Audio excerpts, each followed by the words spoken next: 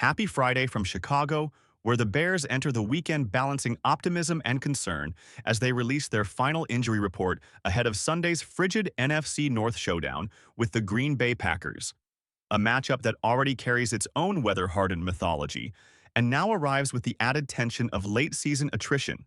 roster shuffling, and questions about how each team will navigate key absences in conditions expected to hover near or below 15 degrees, with a wind chill dipping into the single digits. Even before the morning injury sheet reached public circulation, Chicago's day began on a personal and somewhat turbulent note for team observer and analyst Harrison Graham, whose household, scheduled for a weekend of moving preparations, was hit by a bout of flu that left his wife bedridden and heightened concerns about keeping the illness from spreading to their young son. Yet Graham still found time before the daycare pickup run to dissect the evolving health landscape around a Bears roster that has simultaneously grown more complete and more depleted in critical places. The most consequential development for Chicago is the confirmed absence of rookie wide receiver Rome Odunze, whose foot injury, an issue that has lingered for weeks and subtly diminished the explosiveness that defined his opening month in the NFL, has finally forced the Bears to sideline him, a decision that, while disappointing for a game of this magnitude, may ultimately prove beneficial if the rest allows Odunze to recalibrate physically in time for the season's home stretch. Team officials have privately compared the strategy to the approach used earlier with running back DeAndre Swift, who struggled for weeks with a nagging groin issue before a brief shutdown period restored his burst and productivity. Odunze's absence naturally affects Chicago's passing rhythm with quarterback Caleb Williams, whose chemistry with the rookie phenom flashed early but has been inconsistent recently, in part because Odunze has looked less explosive out of breaks and has not been as dominant at the catch point as he was during his torrid first month, during which he appeared to be tracking toward an all-pro caliber campaign. The Bears acknowledge that the decline reflects a mix of timing issues, missed opportunities, and the nagging foot limitation. Chicago will also be without cornerback Tyreek Stevenson and special teams contributor Ruben Hippolyte, leaving only 3 players officially ruled out. A relatively modest list considering the time of year, though Stevenson's absence is partially mitigated by the return of Jalen Johnson and the emergence of rookie Deshaun Wright, who has been steadily earning the trust of the defensive staff and provides enough stability on the boundary to keep the secondary intact. The Bears, however, received a significant boost with the return of linebacker T.J. Edwards, who has missed the past 4 games due to both a hamstring injury and a surgically repaired hand fracture.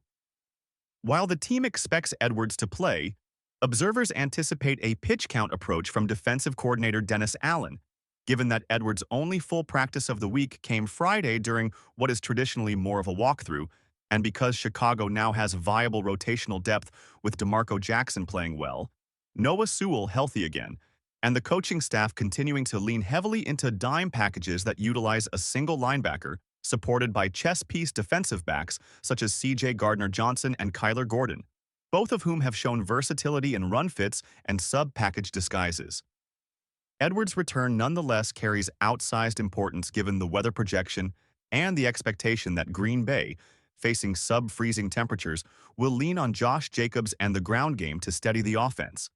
Edwards' instincts and tackling efficiency are precisely the traits Chicago wants available in a game likely to feature compressed passing concepts and a premium on physicality at the point of attack. The Bears also confirmed that defensive lineman Andrew Billings and Dominique Robinson cleared concussion protocol and carry no game designation, another meaningful development considering the conditions and the anticipated trench battle, as Billings in particular is indispensable for clogging interior gaps and forcing opposing backs to widen their paths, a crucial factor when the cold makes footing treacherous and defenders rely heavily on leverage. On the other sideline, the Packers released a report laden with setbacks of their own. Cornerback Savion Williams and edge rusher Lucas Van Ness are officially out, as are running back Marshawn Lloyd and linebacker Colin Oliver, the latter 2 remaining on short-term injured reserve and therefore ineligible for activation. More significantly for Green Bay, defensive tackle Devontae Wyatt was placed on injured reserve and declared out for the season, a blow that further depletes a defensive front already stretched thin by the absence of Van Ness, whose power-to-speed conversion and edge-setting ability are central to Jeff Hafley's defensive structure. While Williams has not played a major role defensively, he remains a dangerous special teams contributor, and Oliver's absence strains the Packers' depth at edge, where rotational freshness is often decisive in cold weather games that funnel offenses toward condensed formations and heavier personnel.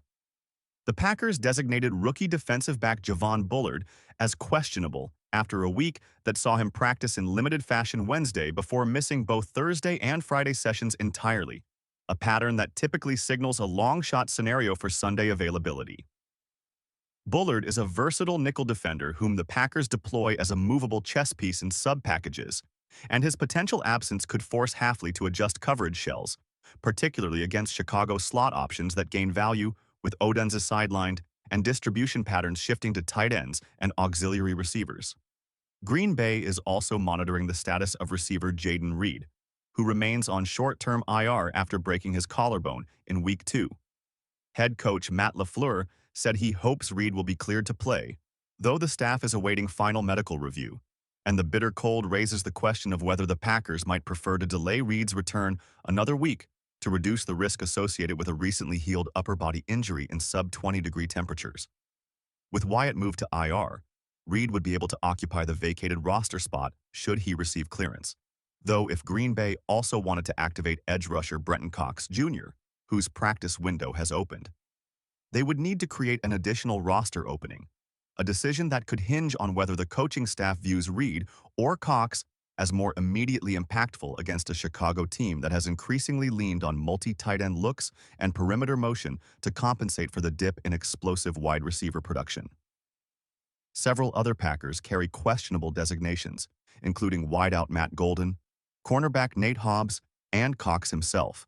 though the team's approach to these decisions will likely crystallize during pre-game warm-ups when trainers evaluate movement in cold conditions that can stiffen muscles and complicate previously minor ailments. As both teams brace for Sunday's elemental challenge at Lambeau Field, the Bears conclude the week with cautious optimism about their defensive reinforcement, lingering disappointment about Odunze's absence, and a sense of urgency about maintaining momentum during a pivotal stage of the season.